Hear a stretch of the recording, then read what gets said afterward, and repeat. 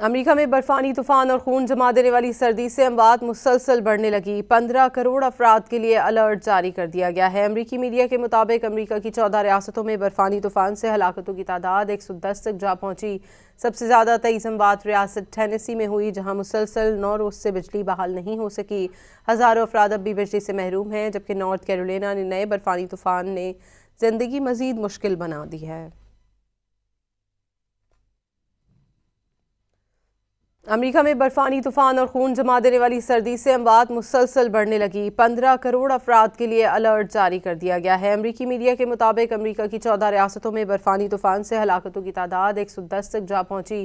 سب سے زیادہ 23 اموات ریاست ٹینیسی میں ہوئی، جہاں مسلسل 9 روز سے بجلی بحال نہیں ہو سکی۔ ہزاروں افراد اب بھی بجلی سے محروم ہیں، جبکہ نارتھ کیرولینا نے نئے برفانی طوفان نے زندگی مزید مشکل بنا دی ہے۔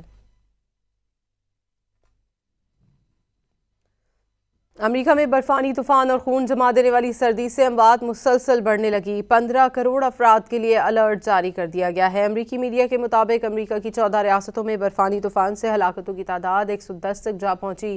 سب سے زیادہ 23 اموات ریاست ٹینیسی میں ہوئی، جہاں مسلسل 9 روز سے بجلی بحال نہیں ہو سکی۔ ہزاروں افراد اب بھی بجلی سے محروم ہیں، جبکہ نارتھ کیرولینا نے نئے برفانی طوفان نے زندگی مزید مشکل بنا دی ہے۔